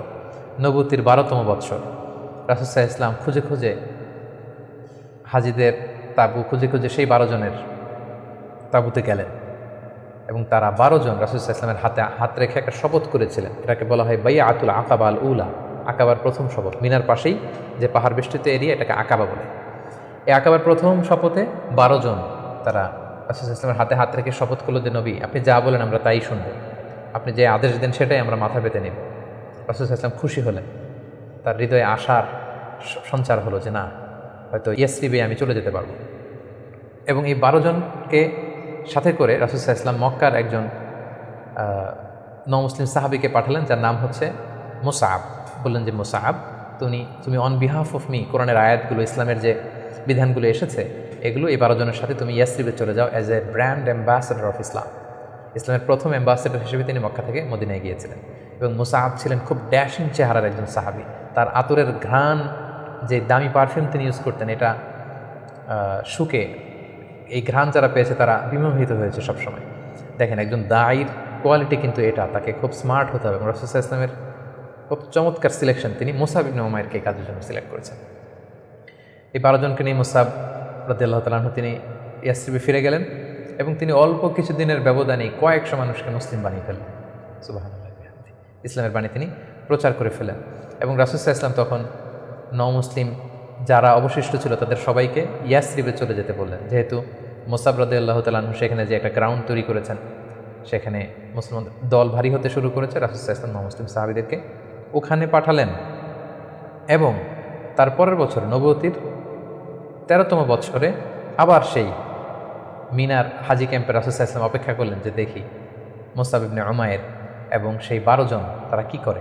তারা 13তম বৎসরে 75 জন নিয়ে 75% তারা নিয়ে রাসূলুল্লাহ সাল্লাল্লাহু আলাইহি ওয়াসাল্লামের হাতে বায়াত গ্রহণ করেছে। এবং সম্মানিত সুধী, এবারের বায়াতটা ছিল পলিটিক্যাল বায়াহ। নবুয়তির 12তম বৎসরে 12 জন সাহাবী, যারা 12 জন শপথ নিয়েছিল, সেটা ছিল বাইয়াতুল আকাবাল উলা। এবার 75 জন নিল পলিটিক্যাল বাইয়াতুল আকাবা সানিয়া, যে শুধু আমার আনুগত্য না, আমার জীবন মানে তোমাদের জীবন, তোমাদের জীবন আমার জীবন, তোমরা তোমাদের জীবন বাঁচানোর জন্য যা করবে আমি নবীকে বাঁচানোর জন্য তাই করতে হবে। আদাম বিদ্দাম আল হাদাম আল হাদাম। তারা পলিটিক্যাল বাইয়া আনিল এবং রাসূলুল্লাহ ইসলামকে বলল যে ইয়া রাসূলুল্লাহ, আপনার জন্য আমাদের জীবন কুরবান। The land of Yathrib is completely ready for you, we just waiting for you arrival. আমরা আপনার আগমনের, শুভাগমনের অপেক্ষায়, আপনি আসুন, আমরা আপনাকে সাপোর্ট দিব, আমরা সেখানে ইসলামী সাম্রাজ্য গড়ে তুলব। রাসূলুল্লাহ ইসলাম তিনি আশা পেলেন এবং আল্লাহ তাআলা ইঙ্গিত দিলেন যে মুহাম্মদ, তোমাকে সেই ইয়াসরিবে ফিরে যেতে হবে। রাসূলুল্লাহ ইসলাম বললেন, তোমাদের মধ্য থেকে আমি 12 জনকে নাকিব বানাতে চাই, 12 জন লিডার, তোমরা যে ইসলাম প্রচার করবে। তারা গেল, এবং ঠিক এই বাইআতুল আকাবা সানিয়ার 2.5 মাস পরে রাসূলুল্লাহ সাল্লাল্লাহু আলাইহি ওয়াসাল্লাম হিজরত করলেন। হিজরতের ব্যাপারে আমরা আমার বিভিন্ন আলোচনাতে আমরা সেখানে ফুটিয়ে তুলেছি। আজকের এই পর্বে, যেহেতু এটা একটা সংক্ষিপ্ত পর্ব এবং এক পর্বে আমরা পুরো জীবনীকে কাভার করতে চাচ্ছি, আমরা হিজরত নিয়ে বিস্তারিত আলোচনা করতে পারছি না। প্রিয় সুধী, এবার আমরা রাসূল সাল্লাল্লাহু আলাইহি ওয়াসাল্লামের জীবনীর তৃতীয় পর্ব বা তৃতীয় ভাগ শুরু করব, যেটা আমরা বলেছিলাম হিজরতের পর থেকে শুরু করে ইন্তেকাল পর্যন্ত। রাসূল সাল্লাল্লাহু আলাইহি ওয়াসাল্লাম হিজরত করে সেদিন আবু বকর রাদিয়াল্লাহু তাআলা আনহুকে নিয়ে মদিনায় আসলেন। মদিনাবাসী আনন্দিত, উচ্ছ্বসিত, উদ্বেলিত রাসূল সাল্লাল্লাহু আলাইহি ওয়াসাল্লামকে পেয়ে। রাসূল সাল্লাল্লাহু আলাইহি ওয়াসাল্লাম প্রথমে এসেই কুবা একটা এলাকা আছে, কুবা পল্লীতে তিনি কয়েকদিন থাকলেন এবং সেখানে একটা ছোট্ট মসজিদ নির্মাণ করলেন। তারপর তিনি মদিনাতে গেলেন। আসলে জায়গাটা ছিল ইয়াসরিব, তিনি যে জায়গাটার নাম পরিবর্তন করে মাদিনা করলেন, মাদিনাতুন নবী বা তয়্যিবা, পবিত্র নগরী। সেখানে যে ইয়াসরিবে যেও তিনি একটি মসজিদ প্রতিষ্ঠা করলেন, যে মসজিদটা হচ্ছে মসজিদে নববী, নবীর প্রতিষ্ঠিত মসজিদ। এবং এই মসজিদে তিনি 10 বছর ইমামতি করেছেন। এই মসজিদটাই ওনার সব কিছু ছিল।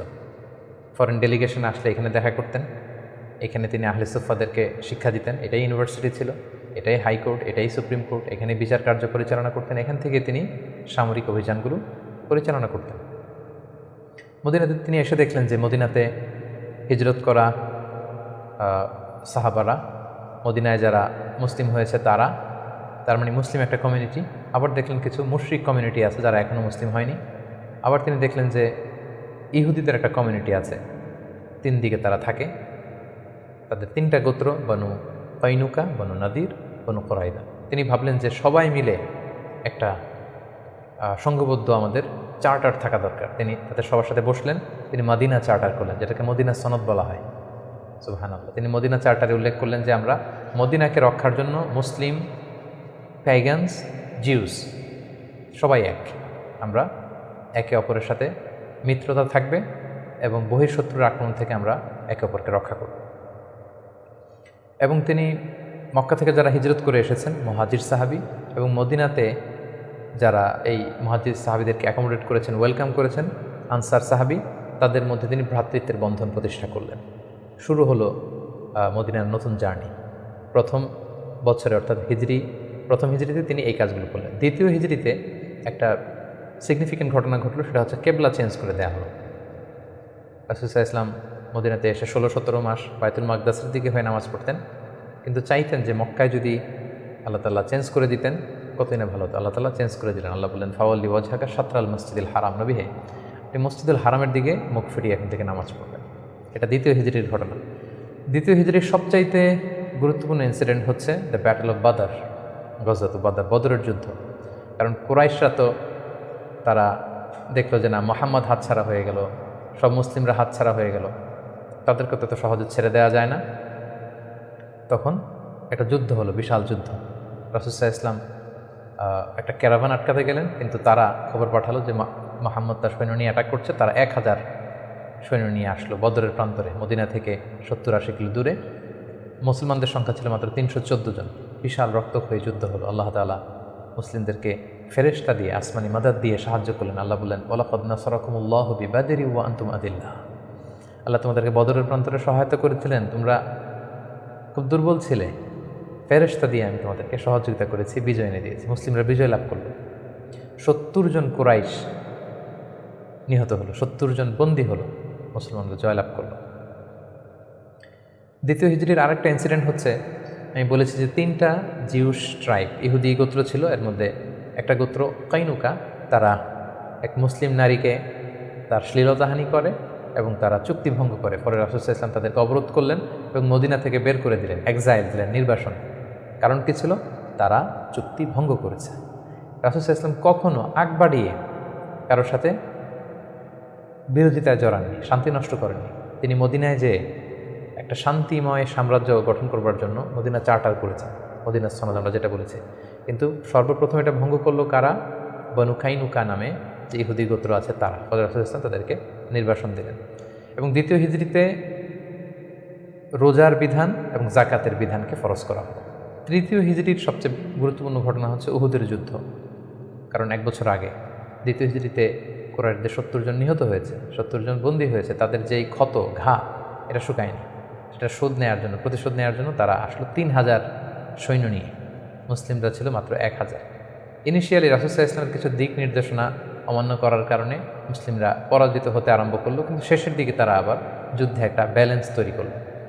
কিন্তু তারপরেও 70 জন মুসলিম এই যুদ্ধে শহীদ হয়েছেন এবং রাসূল সাল্লাল্লাহু আলাইহি ওয়াসাল্লাম তার প্রিয়তম চাচা হামজা ইবনে আব্দুল মুত্তালিব, যাকে সাইয়্যিদুশ শুহাদা ঘোষণা দেওয়া হয়েছে, এবং যে মুসআব ইবনে উমাইরকে দ্য ফার্স্ট অ্যাম্বাসেডর করে তিনি পাঠিয়েছিলেন, এই যুদ্ধে তিনিও শহীদ হয়েছেন। 70 জন সাহাবীকে রাসূল সাল্লাল্লাহু আলাইহি ওয়াসাল্লাম হারিয়েছেন সেই যুদ্ধে।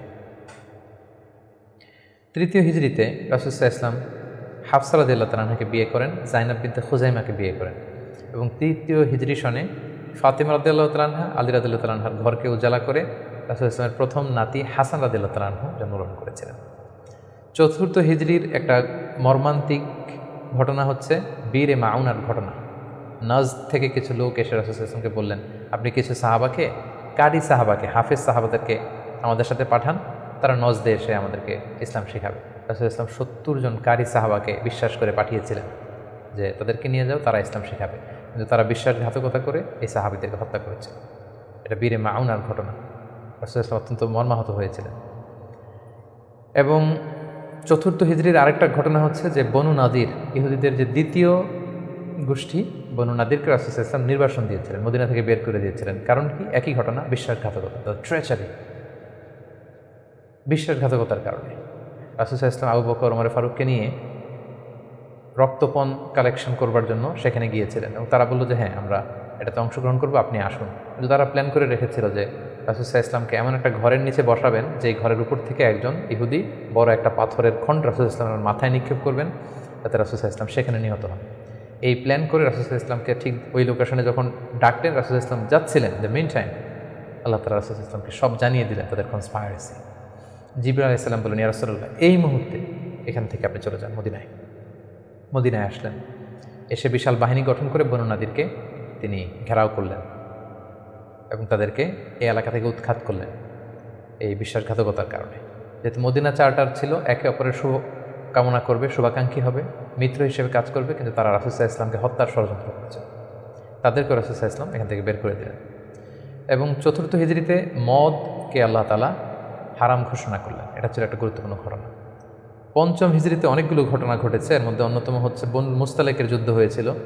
তারা রাসূল সাল্লাল্লাহু আলাইহি ওয়াসাল্লামকে অতর্কিত আক্রমণ করতে চেয়েছিল, রাসূল সাল্লাল্লাহু আলাইহি ওয়াসাল্লাম আগেই তাদেরকে আক্রমণ করে এলাকা দখল করলেন। এবং সেখান থেকে ফিরে আসবার সময় ইফকের যে ঘটনা আমরা জানি, আম্মা জান আয়েশা রাদিয়াল্লাহু তাআলা আনহাকে অপবাদ দেয়া হয়েছিল। সফওয়ান ইবনে মুআত্তাল রাদিয়াল্লাহু তাআলা আনহুর সাথে তার অবৈধ সম্পর্ক আছে বলে মুনাফিকরা ছড়িয়ে দিয়েছিল নাউযুবিল্লাহ। এবং আল্লাহ তাআলা আরশের উপর থেকে তিনি আম্মা জান আয়েশার পবিত্রতা ঘোষণা করেছেন। সুবহানাল্লাহি ওয়া বিহামদিহি। এই ঘটনা পঞ্চম হিজরিতে ঘটেছিল। এবং পঞ্চম হিজরির সবচেয়ে ভয়ানক ঘটনা হচ্ছে আহজাবের যুদ্ধ বা খন্দকের যুদ্ধ। ইহুদি দুইটা গোষ্ঠী, তারা যখন মদিনা থেকে নির্বাসিত হলো তাদের বিশ্বাসঘাতকতার কারণে, তারা যে কুরাইশদের লিডারদেরকে ফুসলাতে লাগলো, গাতাফান গোত্রের লিডারদেরকে ফুসলাতে লাগলো, আরবদেরকে ফুসলাতে লাগলো যে মুহাম্মদ কিন্তু তার দলবল নিয়ে দিনকে দিন শক্তিশালী হচ্ছে, এখনই সময়, এবছর যদি আমরা তাকে অ্যাটাক করে পরাহত করতে না পারে আমরা আটকাতে পারবো না। ফুসলাতে প্রভোগ করতে করতে তারা 10,000 সৈন্য জমা করলো এবং তারা প্ল্যান করলো যে আমরা 10,000 অ্যাটাক করব। আর ইহুদিদের একটা গোত্র ছিল বনু কুরাইদা, তারা এখনও পর্যন্ত কোনো চুক্তি ভঙ্গ করেনি, ফলে আপ আনটিল দ্যাট টাইম তাদের সাথে রাসূল সাল্লাল্লাহু আলাইহি ওয়াসাল্লামের সুসম্পর্ক ছিল এক ধরনের। তারা প্ল্যান করলো কোনোভাবে আমরা ভেতর থেকে বিশ্বাসঘাতকতার জন্য বনু কুরাইজাকে আমরা বলবো। তারা সেটাই করলো, 10,000 সৈন্য মদিনাতে অ্যাটাক করলো। এখন রাসূল সাল্লাল্লাহু আলাইহি ওয়াসাল্লাম কী করবেন? এই ছোট্ট বাহিনী নিয়ে তো 10,000 শক্তিশালী বাহিনীকে সামলানো সম্ভব নয়। রাসূল সাল্লাল্লাহু আলাইহি ওয়াসাল্লাম মিটিং করলেন, কনসাল্ট করলেন। সালমান আল ফারিসি তিনি বললেন যে আমরা আমাদের পারস্যে যুদ্ধের অনেকগুলো মাধ্যমের একটা মাধ্যম হচ্ছে ট্রেঞ্চ খনন করি, পরীক্ষা খনন করি।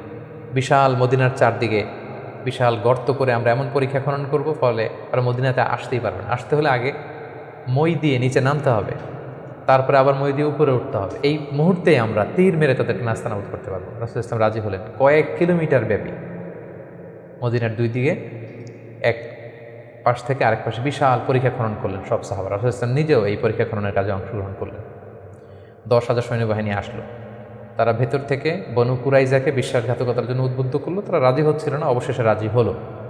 রাসূল ইসলাম আল্লাহ সাহায্য চাইলেন যে আল্লাহ, ভেতর থেকে যদি বনু কুরাইজা বিশ্বাসঘাতকতা করে অ্যাটাক করে, বাইরে থেকে ওরা যদি আসে, আমরা তো শেষ হয়ে যাব।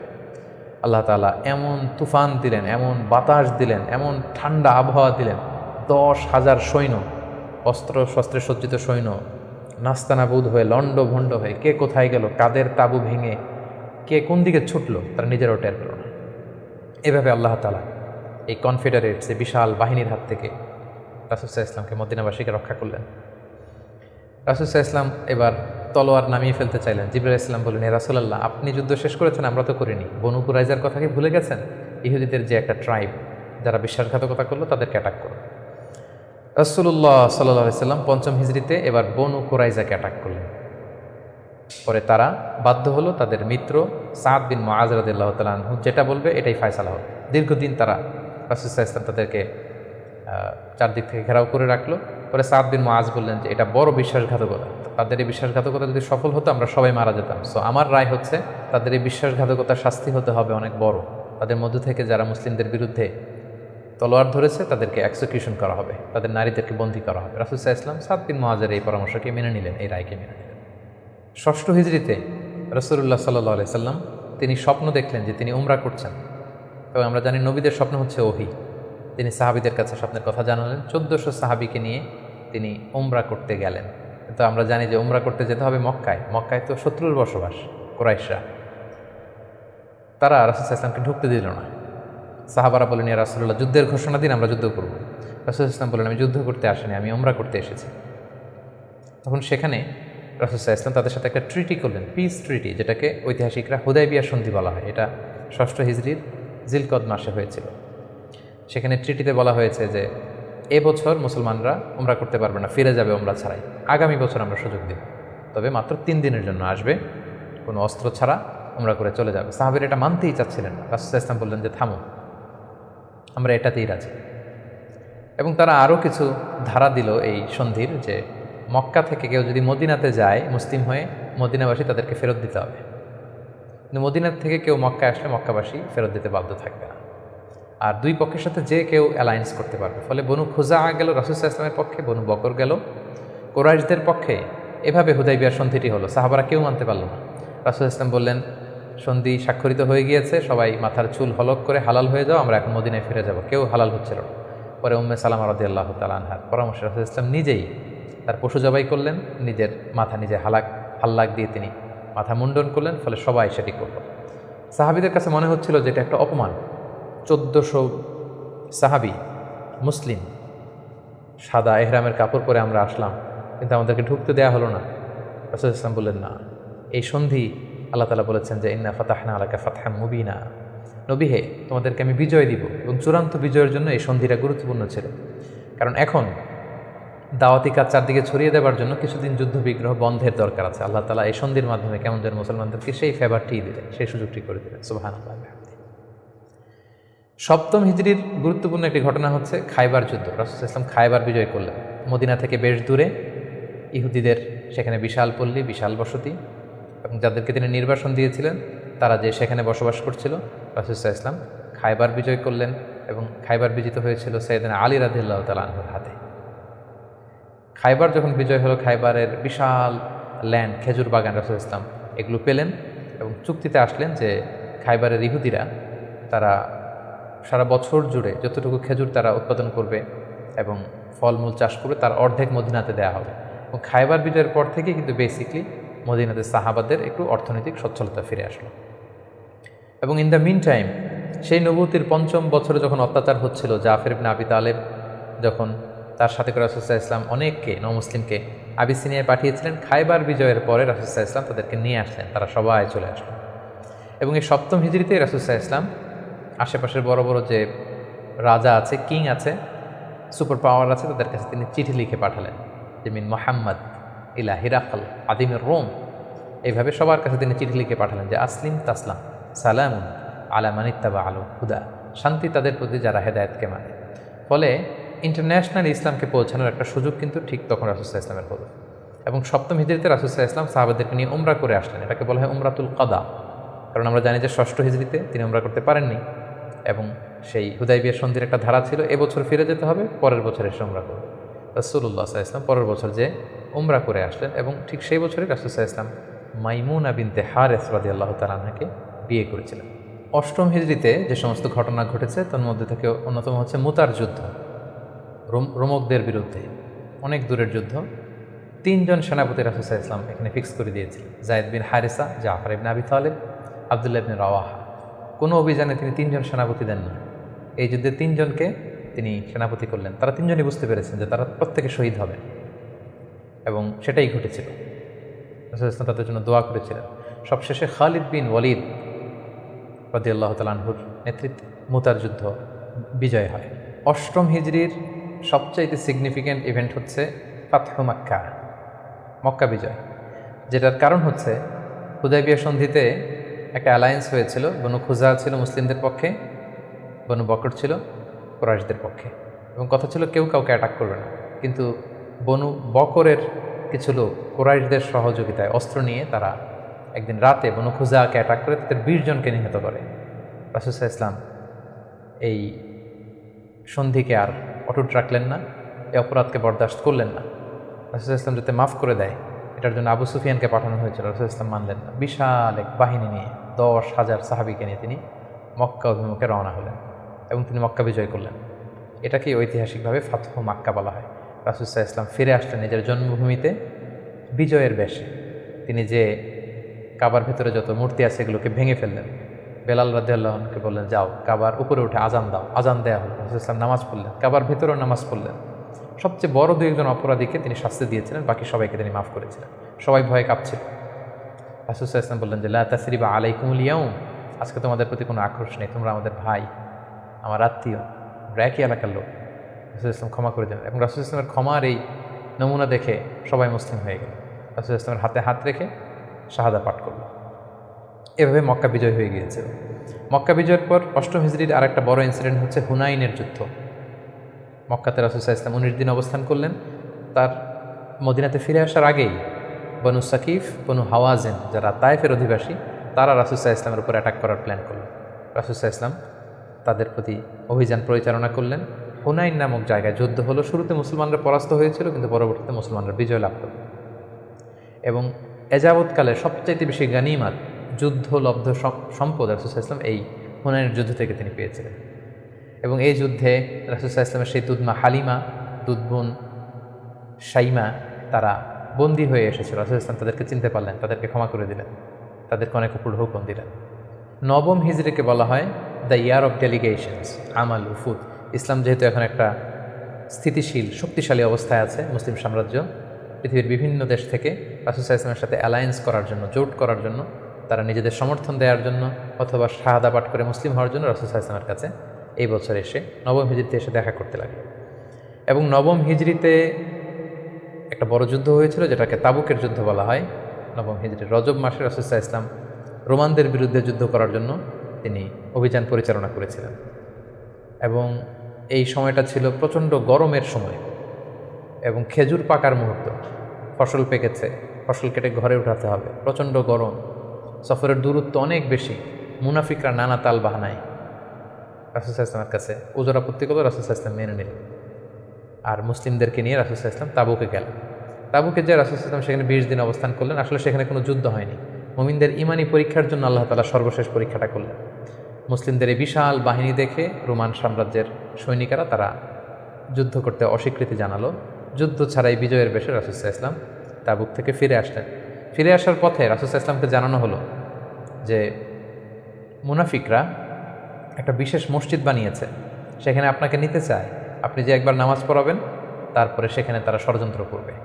তাই তাদের ষড়যন্ত্রের মূলোৎপাটনের জন্য আপনি মদিনাতে ফেরার আগেই এই মসজিদকে জ্বালিয়ে দিবেন। আল্লাহ তাআলার অর্ডার। এই মসজিদের নাম হচ্ছে মসজিদে দিরার।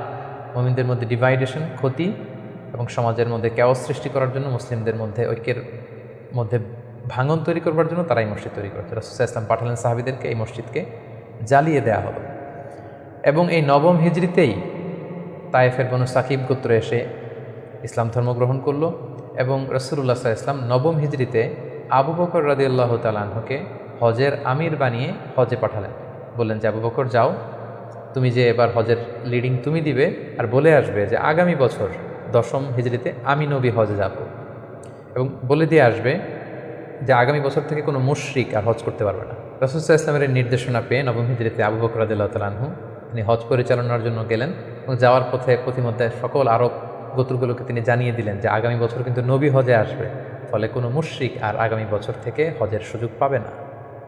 এবং এই নবম হিজরিতে রাসূল সাল্লাল্লাহু আলাইহি ওয়াসাল্লাম জাজিরাতুল আরবের বিভিন্ন এলাকায় ইসলামের দাওয়াত পৌঁছানোর জন্য বিভিন্ন সাহাবাদেরকে দায়িত্ব দিয়ে দাঈ ইলাল্লাহ হিসেবে পাঠিয়েছেন। এবং ঠিক তখনই আল্লাহ তাআলা আয়াত নাজিল করলেন, ওয়ারাআইতান নাসা ইয়াদখুলুনা ফি দীনিল্লাহি আফওয়াজা, অর্থাৎ হে নবী আপনি দেখবেন দলে দলে জাজিরাতুল আরবে লোকজন ইসলামের ছায়াতলে চলে আসছে। এবং সেটাই হলো, দলে দলে লোকজন ইসলাম ধর্ম গ্রহণ করতে লাগলো। দশম হিজরিতে রাসূল সাল্লাল্লাহু আলাইহি ওয়াসাল্লাম মুআয ইবনে জাবালকে আলী রাদিয়াল্লাহু তাআলা আনহুকে ইয়ামানে পাঠালেন, খালিদ বিন ওয়ালিদকে নাজরানে পাঠালেন এবং দশম হিজরিতে রাসূল সাল্লাল্লাহু আলাইহি ওয়াসাল্লাম হজে বের হলেন। প্রায় লক্ষাধিক সাহাবাকে নিয়ে তিনি হজের জন্য গেলেন। সহিহ মুসলিমের বর্ণনা, জাবের রাদিয়াল্লাহু তাআলা আনহু বলেন, মদিনা থেকে জুলহুলাইফা থেকে ইহরাম বেঁধে রাসূল সাল্লাল্লাহু আলাইহি ওয়াসাল্লাম যখন বেরোলেন, আমি তাকিয়ে দেখি ডানে হাজার হাজার সাহাবী, বায়ে হাজার হাজার সাহাবী, সামনে পেছনে হাজার হাজার মানুষ। যেখান দিয়ে যাচ্ছে লোকজন রাসূল সাল্লাল্লাহু আলাইহি ওয়াসাল্লামের কাফেলার সাথে হজের জন্য যুক্ত হচ্ছে। রাসূল সাল্লাল্লাহু আলাইহি ওয়াসাল্লামের এই হজটাকে বিদায় হজ বলা হয় এবং এই বিদায় হজে তিনি একটা ঐতিহাসিক ভাষণ দিয়েছিলেন, যেটাকে বিদায় হজের ভাষণ বলা হয়। দিনটা ছিল জুমাবার। রাসূল সাল্লাল্লাহু আলাইহি ওয়াসাল্লাম তিনি আরাফার ময়দানে জিলহজ মাসের 9 তারিখে ঐতিহাসিক ভাষণ দিয়েছিলেন, এই বিদায় হজের ভাষণ, যেখানে তিনি জাহিলিয়াতকে কবর দিয়েছিলেন। জাহিলিয়াতের সব কিছু তিনি সেদিন ড্যামলিশ করেছিলেন। সুদকে তিনি পায়ের নিচে স্থান দিয়েছিলেন এবং সেখানে তিনি মানবতার কথা বলেছেন, উইমেন রাইটসের কথা বলেছেন, নারী অধিকারের কথা, শ্রমিকদেরকে নিয়ে তিনি সেদিন কথা বলেছেন। সেখানে ভ্রাতৃত্বের কথা তিনি বলেছেন, সেখানে শিরকের বিরুদ্ধে তিনি আওয়াজ তুলেছেন। সেই ঐতিহাসিক বিদায় হজের ভাষণে তিনি মানুষদেরকে কল্যাণের পথে আহ্বান করেছেন এবং তিনি বলেছেন আমিরের আনুগত্যের কথা। এভাবে তিনি সেই ঐতিহাসিক ভাষণটি দিয়েছিলেন এবং সবশেষে তিনি বলেছিলেন যে তোমাদের মাঝে আমি দুটি জিনিস রেখে গেলাম। ইঙ্গিত দিচ্ছিলেন যে আমার সময় শেষ হয়ে এসেছে, তোমাদের মাঝে দুটি জিনিস, I have left behind two things to you, দুইটা জিনিস রেখে গেলাম।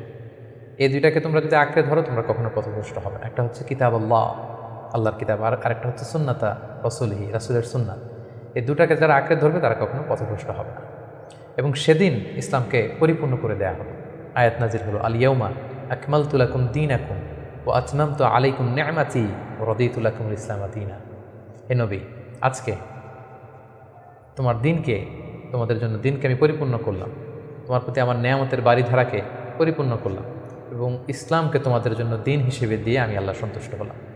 এটাই ছিল রাসূল সাল্লাল্লাহু আলাইহি ওয়াসাল্লামের সেই ঐতিহাসিক বিদায় হজের ভাষণ এবং সেটি ঘটেছিল দশম হিজরিতে। হজ শেষ করে রাসূল সাল্লাল্লাহু আলাইহি ওয়াসাল্লাম মদিনাতে এসে তিনি রোমানদের বিরুদ্ধে যুদ্ধের জন্য রাসূল সাল্লাল্লাহু আলাইহি ওয়াসাল্লামের একজন প্রিয় সাহাবী ওসামা বিন যায়েদ রাদিয়াল্লাহু তাআলা আনহুকে নেতা করে পাঠিয়েছিলেন, কিন্তু তিনি যেতে পারেননি। মদিনা থেকে বের হওয়ার কিছুদিন পরই তিনি শুনতে পেলেন যে রাসূল সাল্লাল্লাহু আলাইহি ওয়াসাল্লাম অসুস্থ। 11 হিজরির কথা। রাসূল সাল্লাল্লাহু আলাইহি ওয়াসাল্লাম অত্যন্ত অসুস্থ হয়ে পড়লেন এবং সেই অসুস্থতা থেকে তিনি আর সুস্থ হয়ে উঠলেন না এবং সেই অসুস্থতার কারণে রাসূল সাল্লাল্লাহু আলাইহি ওয়াসাল্লাম ইন্তেকাল করলেন। হিজরি 11 সনে রবিউল আউয়াল মাসের 12 তারিখ সোমবার রাসূলুল্লাহ সাল্লাল্লাহু আলাইহি ওয়াসাল্লাম এই পৃথিবী থেকে বিদায় নিলেন এবং তিনি আম্মাজান আয়েশা রাদিয়াল্লাহু তাআলা আনহার কোলের মধ্যে মাথা রেখে আম্মাজান আয়েশা রাদিয়াল্লাহু তাআলা আনহার ঘরের ভেতরে তিনি ইন্তেকাল করেছিলেন।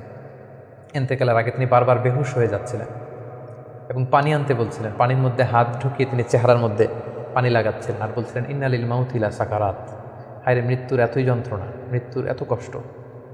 রাসূল সাল্লাল্লাহু আলাইহি ওয়াসাল্লাম আম্মাজান আয়েশা রাদিয়াল্লাহু তাআলা আনহার হাতে মেসওয়াক দেখে, তার শ্যালক যখন মেসওয়াক করছিল তিনি সেখানে ফেল করে তাকিয়েছিলেন। আম্মাজান আয়েশা বুঝতে পেরেছিলেন যে তিনি মেসওয়াক করবেন। তিনি নিজ হাতে মেসওয়াকটি নিয়ে চিবিয়ে নরম করে রাসূল সাল্লাল্লাহু আলাইহি ওয়াসাল্লামের মুখে দিয়েছিলেন। তিনি ইন্তেকালের আগে মেসওয়াক করেছিলেন এবং তিনি ইন্তেকালের আগে বলেছিলেন, আসসালাত আসসালাত, উম্মতেরা নামাজ নামাজ, নামাজকে তোমরা ভুলে যেও না। ওমা মালাকাত আইমানুকুম, এবং তোমাদের কর্মচারীদের প্রতি, শ্রমিকদের প্রতি তোমরা অবিচার করো না। এই কথাগুলো বলে তিনি সর্বশেষ যে বাক্যটি উচ্চারণ করেছিলেন সেটি হচ্ছে, মা আল্লাযীনা আনআমা আল্লাহু আলাইহিম মিনান নাবিয়্যিন ওয়াস সিদ্দীকিন ওয়াশ শুহাদাই ওয়াস সালিহিন, অর্থাৎ হে আল্লাহ, নবী, সিদ্দিক, শুহাদা, সালেহ তাদের সাথে যেন আমি থাকি। আল্লাহুম্মা ইলা রাফিকিল আ'লা, আমি আমার প্রিয়তম বন্ধু আল্লাহ তাআলার কাছে ফিরে যাই। এই কথা বলেই তিনি নিস্তব্ধ হয়ে গিয়েছেন এবং গোটা উম্মাকে দুঃখের সাগরে ভাসিয়ে খাতামুন নবিয়্যিন, সাইয়্যিদুল মুরসালিন, রাহমাতুল আলামিন, তিনি তার শেষ নিঃশ্বাস ত্যাগ করেন। এবং নবীরা যেখানে মারা যায় সেই জায়গাটি পবিত্র, নবীরা যেখানে ইন্তেকাল করেন সেখানেই তাদেরকে কবরস্থ করা হয়। রাসূল সাল্লাল্লাহু আলাইহি ওয়াসাল্লামকে আম্মা জান আয়েশা রাদিয়াল্লাহু তাআলা আনহার ঘরেই কবরস্থ করা হয়েছে।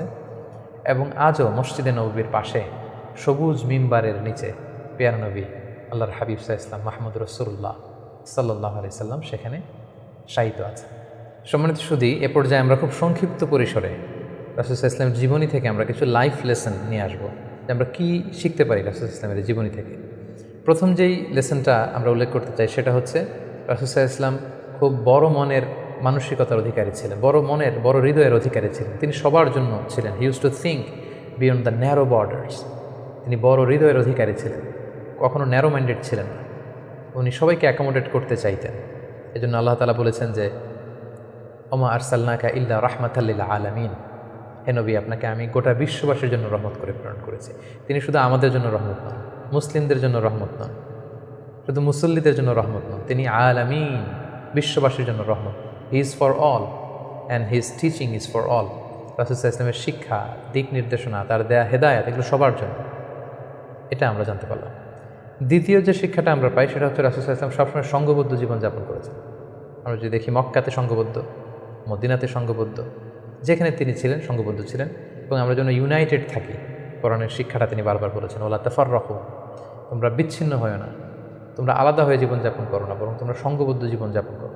রাসূল সাল্লাল্লাহু আলাইহি ওয়াসাল্লামের জীবনী থেকে আমরা এই শিক্ষাটাও পাই। 3 নম্বর যে শিক্ষাটি আমরা পাই রাসূল সাল্লাল্লাহু আলাইহি ওয়াসাল্লামের জীবনী থেকে সেটা হচ্ছে তিনি পিস লাভার ছিলেন, শান্তিকামী। কখনো সংঘাতে সহজে বিরোধে জড়াতে চাইতেন না, সবসময় শান্তি প্রতিষ্ঠায় তিনি অগ্রগামী ছিলেন। আমরা যদি দেখি যে কোরাইশদের সাথেও কিন্তু তিনি পিস ট্রিটি করেছেন, শান্তি চুক্তি। সাহাবারা রাজি হচ্ছিলেন কিন্তু তিনি করেছেন। মদিনায় এসে তিনি মদিনা চার্টার করেছেন, মদিনা সনদ করেছেন, ইহুদিদের সাথে একসাথে থেকেছেন, থাকতে চেয়েছেন, কিন্তু মদিনা সনদ ভঙ্গ হয়েছে যখন তারা বিশ্বাসঘাতকতা করেছে। তার মানে তিনি সবসময় শান্তির পক্ষে ছিলেন, শান্তিকামী তিনি ছিলেন। সো আমরা যারা নবীজির উম্মত বলে নিজেদেরকে দাবি করি, আমরা যেন সবসময় শান্তিকামী হই, আমরা যেন শান্তির পক্ষে থাকি, এটা আমাদের জন্য শিক্ষা। 4 নম্বর যে শিক্ষাটি আমরা পাই সেটা হচ্ছে he was the flag bearer of justice. তিনি সবসময় ন্যায় বিচারের পক্ষে ছিলেন, ন্যায়ের পতাকাবাহী ছিলেন, ন্যায় বিচারের পতাকাবাহী সবসময়। ন্যায় যেখানে, সত্য যেখানে, ইনসাফ যেখানে, জাস্টিস যেখানে, তিনি সেখানে। তার প্রমাণ আমরা দেখি 20 বছর বয়সে তিনি যখন যুবক, তখন তিনি হেলফুল ফুজুল নামে যুব সংঘ করেছেন। উদ্দেশ্য কী ছিল? যে মাল মাজলুম দিদ্দাল জালেম, আমরা সবসময় মাজলুমের পক্ষে থাকবো, জালেমের বিরুদ্ধে। কোনো জালেম যেন কোনো ব্যবসায়ীকে, ভিনদেশিকে, কাউকে যেন ঠকাতে না পারে, মাজলুমের পক্ষে লড়বার জন্য তিনি এটা করেছেন। তার মানে ইনসাফ, জাস্টিস, ন্যায় পরায়ণতার পক্ষে তিনি সবসময় কাজ করেছেন। সো আমরা যেন সবসময় ন্যায় পরায়ণতার পক্ষে থাকি, এটাই আমাদের জন্য শিক্ষা।